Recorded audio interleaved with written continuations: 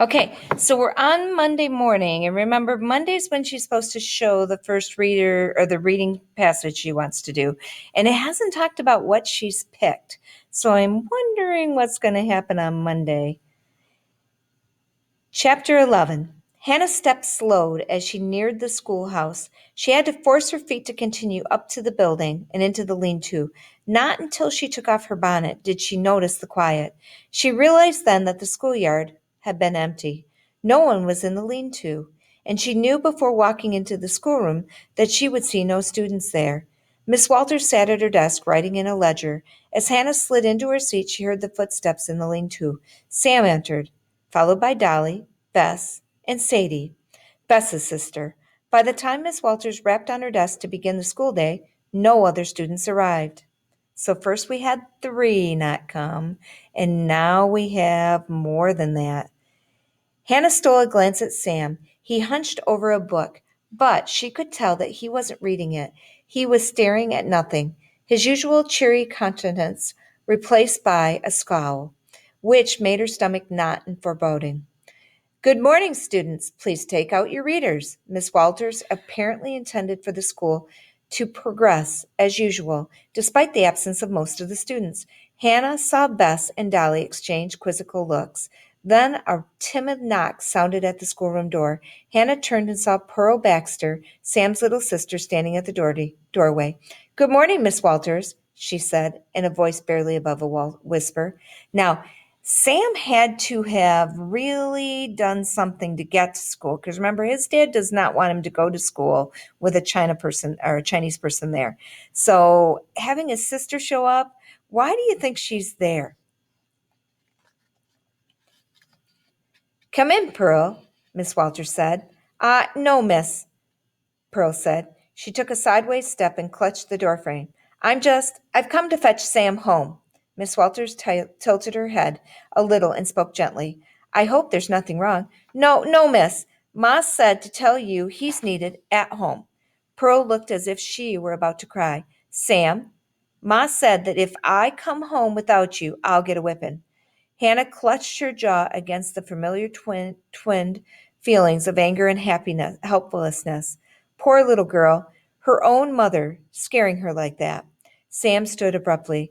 It's all right, Pearl. It's not your fault. I'm coming now. He walked to the door, then paused and glanced back to the teacher. I'm sorry, miss. Miss Walters cleared her throat. Sam, please tell your parents that if it's not spring planting or fall harvest, the law requires children to attend school, so long as there's no illness or death in the family. Yes, miss. He shook his head, then mumbled, They know that. He took his sister's hand. She looked up at him, her lower lip trembling. He made a face, crossing his eyes and sticking out his tongue. To Hannah's relief, Pearl smiled. They left, closing the door quietly. Neither of them said goodbye. What's that tell you about Sam? Hannah drew in a long breath, trying to relax her jaw. I thought her aim would be to stop me. I didn't think they'd stop their own children instead.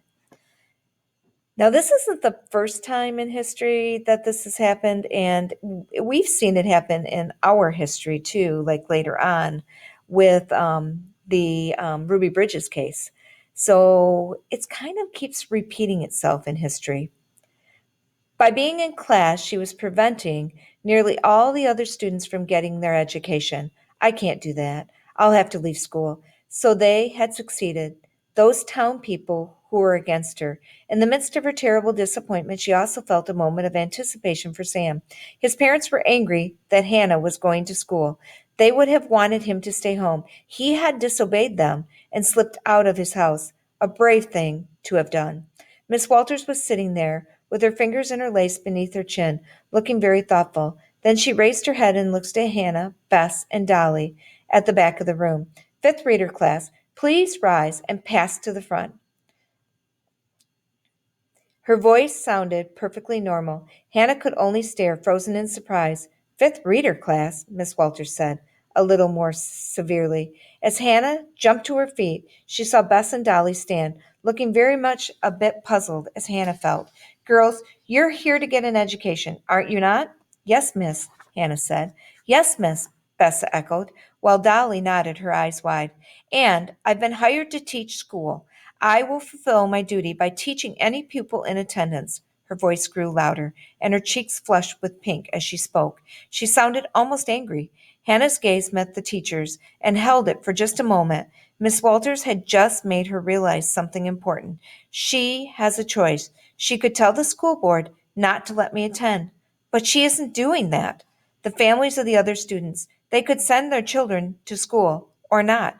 They're free to choose. So am I. What does that mean? So am I.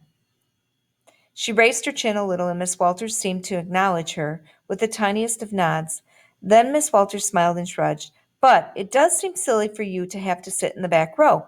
Why don't you come to the front desk? So the three of them moved their books 2 seats in the second row, then sit next to Sadie. Miss Walters opened her reader, and the school day began.